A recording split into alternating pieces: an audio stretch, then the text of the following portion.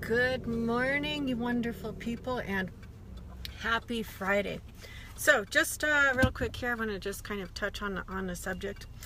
Women and building muscle is a lot freaking harder than you all think. We lack the genetic profile to build muscle, and especially to build it quickly. We do not produce enough testosterone, even with lifting weight, in order to be able to produce muscle and to grow muscle quickly. So every woman that says, oh, I can't lift weights, I get too bulky, is full of shit. Okay, because you're bulky because you're fat. Okay, muscle in itself is not bulky. Muscle is lean, muscle is hard, muscle is dense. So if your muscle is all bulky, that means you're fat. Okay? Whether you have fat on top of the muscle or whether you have fat in between the muscle fibers, or whether you have fat encasing your internal organs, okay? You are fat, you are not muscular. So when you are building muscle, you do need to be in a calorie surplus. That means that you need to be eating more than you would need to eat to maintain your current weight. Now, you don't have to eat a lot more than your maintenance calories, but you do have to eat more. And a lot of people get carried away on this one because they think that they need to eat a lot more, and they don't, and then they get fat, and then, oh my God, they're bulky, okay? So what you need to do is just find your maintenance, and then eat slightly more than that in order to build more muscle. Average time frame for putting on muscle realistically without hormones or steroids or anything is about, I mean, it depends on the individual, but it also depends on how long you have been lifting weights. So if you're just brand new to lifting, and there's a thing, you're just brand new to lifting, you're going to be able to build muscle much more quickly than someone that has been lifting for quite a while. So I know that this is kind of well, it can be frustrating for some of us. The longer you've been lifting, the harder it is to gain more muscle, because your body is really great at adapting. So for the beginners, it's likely that you could put on about 2.5 to 5 pounds in a year of muscle. In a year. Okay, that's not bulky. So if you're gaining more than that, guess what? It's not muscle. It can be fat, it can be water retention, but it's not muscle. Will you be stronger? Heck yeah, you're stronger. Why are you stronger? Because you're able to lift more weight because you're eating above your maintenance calories, and that gives you energy to be able to lift heavier.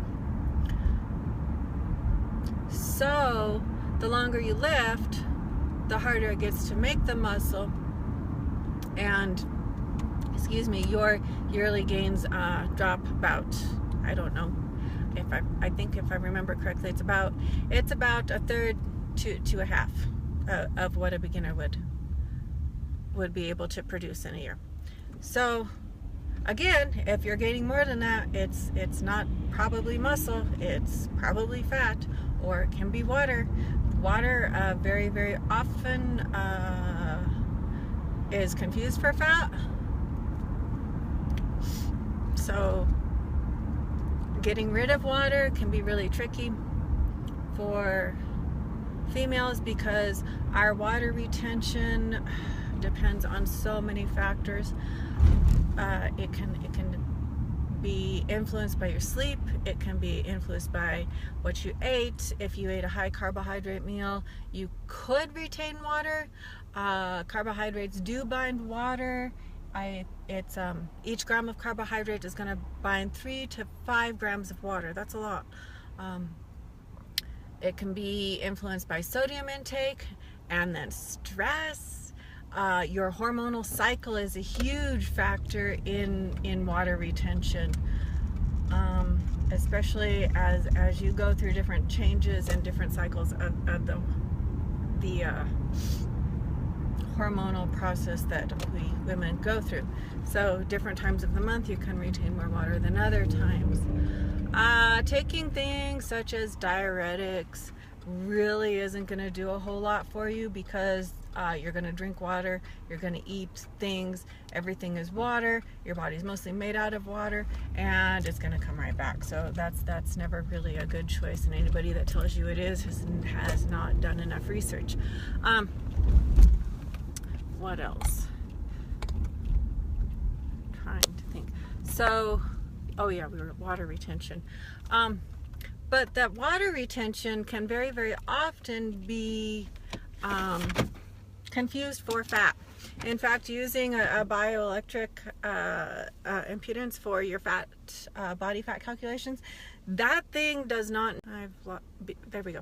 That the bioelectric impedance that a lot of people use to measure your body fat does not know the difference between water retention, water in your body, food that you ate, and fat. It can read all of those things as fat, and then you get a false reading. So calipers can be a little more accurate just because you're able to gauge where you're testing at, and there are specific sites to be testing at.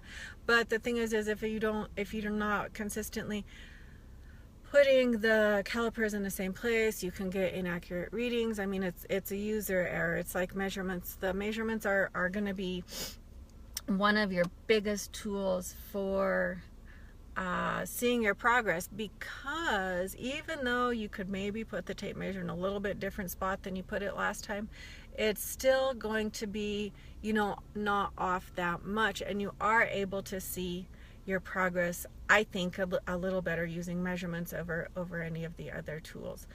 Scale is going to go up and down depending on your water retention, depending on what you ate, depending on your sleep, your stress, your hormones. All that crap is going to influence the number on the scale. And sorry, I'm sitting in the parking lot. But so all that's going to influence the number on the scale.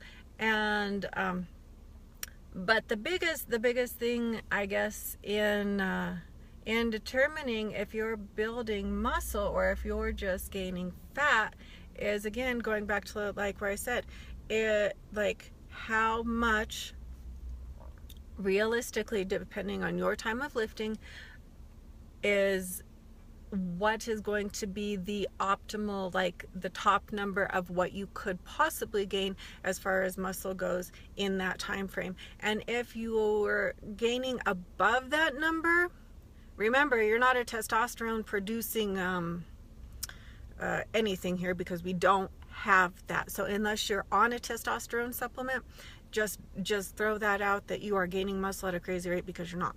So, and honestly, most people don't even lift heavy enough, hard enough, long enough to stimulate the growth hormone.